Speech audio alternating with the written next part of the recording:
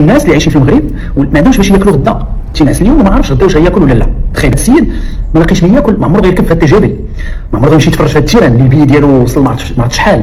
ولكن المقاطع ديال الفيديو اللي شفت ولي بارطاج اللي وقعوا ديال هذه الوقفه تاروني، وكان ما يمكنش انني ما ندويش، ما نعطيش رايي. دونك هذا الراي اللي غادي نعطي رايي كمواطن، كهشام سرار مواطن اللي غادي يعطي رايه في واحد الموضوع. تخي بيه خصنا نتفقوا جميع، ربما عارفين بانه المغرب في واحد الشريحه ديال المواطنين اللي ضاربه مع قوت العيش ديالها. اوكي متفقين.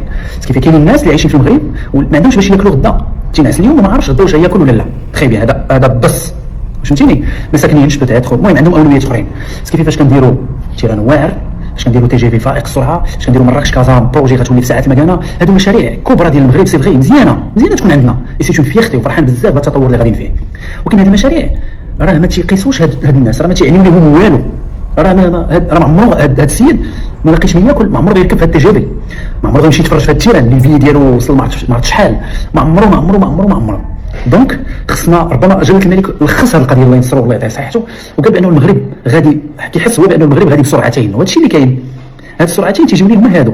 دابا الا هضرتي مع المسؤول غادي يقدر يخرج لك دي زارغيومون اللي يقنعك انه غتلقى عنده شي اكراهات واحدين اخرين وداخل في شي حسابات واحدين اخرين وربما مفروض عليه شي حوايج. ولكن الله يرحم باكم بركه ما نغطيوش الشمس بالغربال. انا ما كرهتش، وهذا اقتراح نوقفوا كلشي حتى نطرقوا هاد جوج دواسه، الصحه والتعليم والشغل حتى هو ربما ما خصهمش يبقاو مشكل في المغرب. هذا مشكل كبير اللي كنعانيو منه سنين هذه وكونسيون به وكنا عارفين بانه مشكل. ولكن راه المواطن وصلت به لواحد الدرجه ديال لا اله الا الله محمد رسول الله، لا اله الا الله.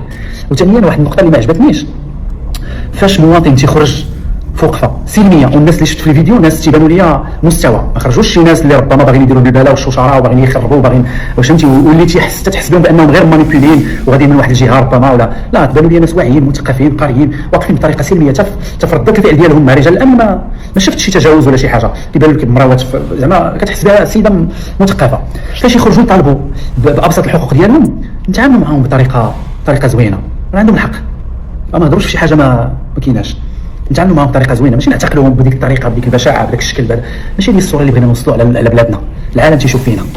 كنظن بانه الاوان باش ناخذوا بزمام الامور وكل واحد يتحمل مسؤوليته ونطرقوا علينا هاد الجوج ديال الدواسه اللي معذبيننا. واحد المثال كنت كنتناقش انا وواحد الصديق ديالي على هذا الموضوع لانه كنتناقشوا عليه، ويقول لي واحد المثال عجبني.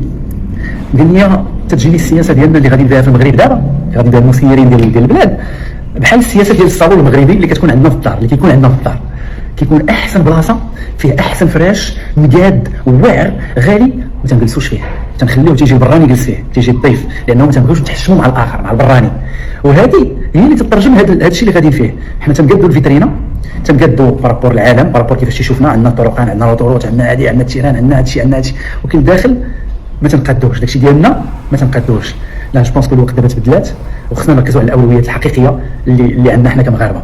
بغينا نرقاو كاملين، بغينا نطلعوا كاملين باش كلنا نبداو نركبوا في تجربي، كلنا نبداو نمشيو للتيران الواعر، كلنا نبداو نسافروا، كلنا.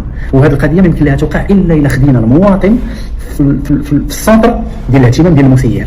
من اللي فيق هذا المسير يكون عنده هم واحد، هو هذا المواطن من اللي يمشي يلقى داكشي اللي بغا.